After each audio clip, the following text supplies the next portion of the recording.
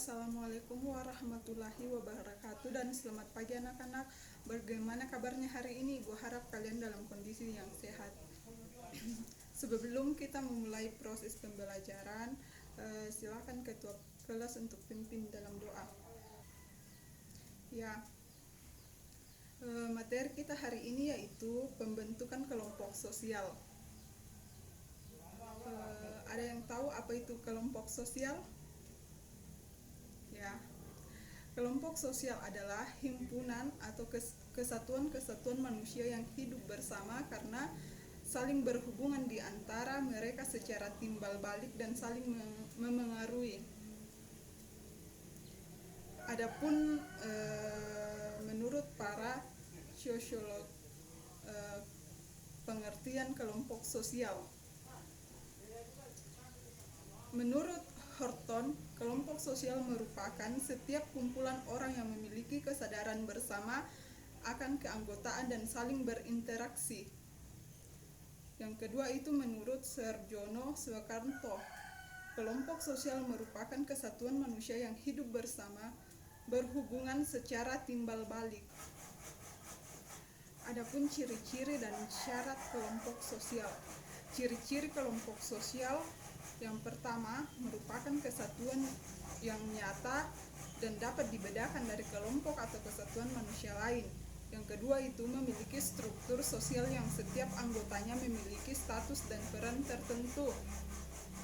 Ketiga, memiliki norma yang mengatur hubungan di antara para anggotanya. Keempat, memiliki kepentingan bersama. Kelima, adanya interaksi dan komunikasi di antara para anggota. Setiap anggota kelompok memiliki kesadaran bahwa ia bagian dari kelompok tersebut. Yang kedua, adanya hubungan timbal balik antara anggota. Ketiga, adanya faktor pengikat seperti kesamaan ideologi, kesamaan kepentingan ataupun kesamaan nasib. Keempat, memiliki struktur, kaidah dan pola perilaku. Kelima, bersistem dan berproses. Dasar terbentuknya kelompok sosial. Kelompok sosial yang ada di masyarakat tidak terbentuk dengan sendirinya. Ada beberapa faktor yang mendasar. Faktor-faktor yang menjadi dasar terbentuknya kelompok sosial yaitu faktor keturunan, faktor daerah asal, faktor geografis, faktor kepentingan, faktor keagamaan, dan faktor ideologi kenegaraan. Proses terbentuknya kelompok sosial dapat terjadi karena dipengaruhi oleh dua faktor, diantaranya kedekatan dan adanya kesamaan. Yang pertama, kedekatan. Kedekatan geografis berpengaruh besar terhadap ketimbalbalikan seseorang dalam sebuah kelompok. Semakin dekat jarak geografi antara dua atau lebih, semakin mungkin mereka untuk saling berbicara dan berinteraksi. Jadi, kedekatan fisik meningkatkan peluang interaksi dan bentuk kegiatan bersama yang memungkinkan terbentuknya kelompok sosial. Kedekatan tersebut bisa kita lihat ketika ada seseorang yang merantau ke suatu daerah dan bertemu dengan orang yang statusnya sama sebagai perantau dan berasal dari daerah yang sama. Secara tidak sadar orang tersebut merasa ada ikatan batin meskipun pada awalnya belum saling mengenal ketika masih di daerah asal. Yang kedua itu kesamaan. Selain kedekatan fisik dan geografis, pembentukan kelompok sosial juga tergantung pada kesamaan di antara anggota-anggotanya. Pada umumnya, orang-orang lebih nyaman berinteraksi dengan orang yang memiliki kesamaan dengan dirinya. Kesamaan di sini meliputi kesamaan latar belakang, minat, kepercayaan, nilai usaha atau karakter-karakter personal lain.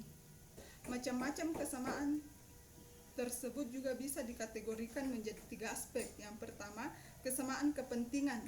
Adanya kesamaan kepentingan membuat kelompok sosial ini memiliki pemahaman yang sama akan tujuan bersama dan mau bekerja sama demi mencapai kepentingan dan tujuan tersebut.